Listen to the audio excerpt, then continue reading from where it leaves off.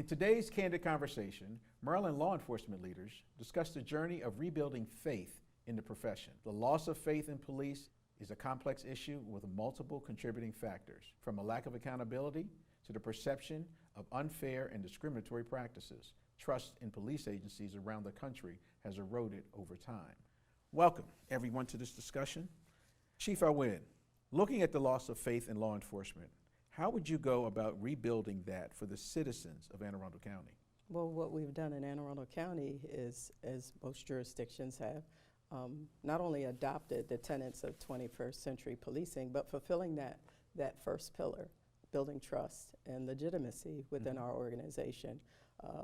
Since 1994, our department has been accredited through CALEA, the Commission on Accreditation for Law Enforcement Agencies. So we meet over 600 benchmarks of professional standards just to ensure and show the community, here's your professional organization, and these are the standards that we adhere to. Okay. And just ensuring that not just our patrol officers, but there's an entire bureau dedicated to getting out into the community and hearing folks' concerns, and again, working through issues, be it something in the neighborhood or something in their personal life or an issue they may have with police. And then we follow up with conducting a community survey just to hear what the community is concerned about within Anne Arundel County. And we did receive a favorable outcome with that survey, so we were pleased with that. But we understand the importance of connecting our community members and also working to resolve whatever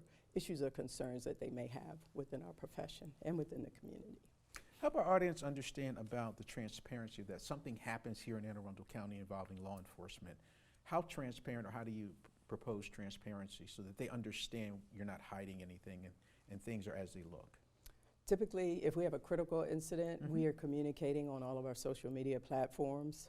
I'm in communication with some of our community leaders, as are all of my district commanders, whether it be elected officials. We understand that communication is key to fostering not just the relationship, but ensuring that folks believe in us and understand that, it is our desire to be transparent and share whatever information with them that we can within the law. You've also seen police accountability boards stood up to ensure accountability within all of our organizations in the state of Maryland, and that has worked in the affirmative and positively for us so far. Okay, thank you. Chief McCullough, thinking on a national level, what would you say to national leaders about rebuilding faith? Well, first of all, we have to be realistic and know that it takes time. It does take time. But once again, I use the word consistent. We have to be consistent in our actions. We have to be consistent in our messaging. We have to be consistent in everything that we do across our agencies. Chief Awad talked about building trust with the community. It's being intentional in our actions. In Baltimore County, we have police community relation councils. We have community policing. In all of our precincts, we have a youth community resources bureau.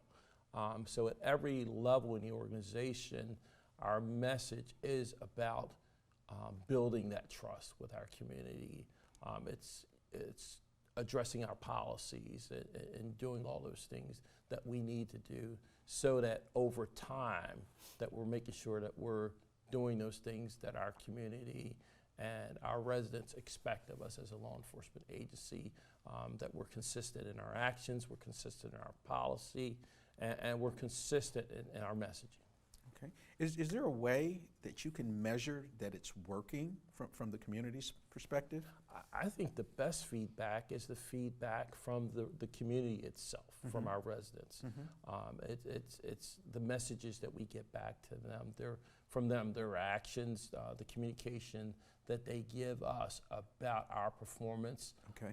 Every day I get compliments about my officers. I get more compliments than I get complaints.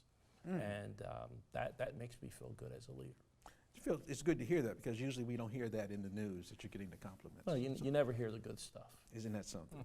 Colonel Butler, what would you tell your team about keeping the faith in the face of public distrust? We've all chosen this career path for a reason. You have to believe in the mission, and the mission is not about the individual, it's about the people you serve. We're out there to make things better for people. That starts with community engagement, as you heard. You know, the first time you answer a call for service shouldn't be the first time you've been in that community. We encourage the barrack commanders to get out and be ambassadors. They should be out there at the forefront of communication. And if it works out, they start to take along the younger troopers so the troopers understand that their mission goes beyond a traffic stop. It goes beyond a call for service. Their mission is much greater. Their duty is much greater. Knowing you have a duty to do the right things for the right reasons and making sure you connect with the people. This is not a profession where you can talk at a person. You have to talk to a person. Okay, and does the state police currently have faith-based partnerships that they're building on? We have faith-based partnerships spread all across the state. Okay. One of the things about the state, it's a vast area, and every barrack's a little bit different.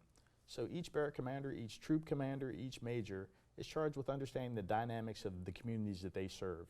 And that means getting out, getting feedback, finding out what they can do better, what we might need to do differently. What programs can we become a part of? Some areas have stronger youth sports programs that we can become a part of. Some are stronger in the cadet area. Something as simple as getting out to a school and reading a book to a child, it's a game changer. People start to look at you a lot different. They start to understand that the only difference between you and them is the uniform you wear. Great point. On that, we want to thank you for tuning into this conversation among our law enforcement leaders.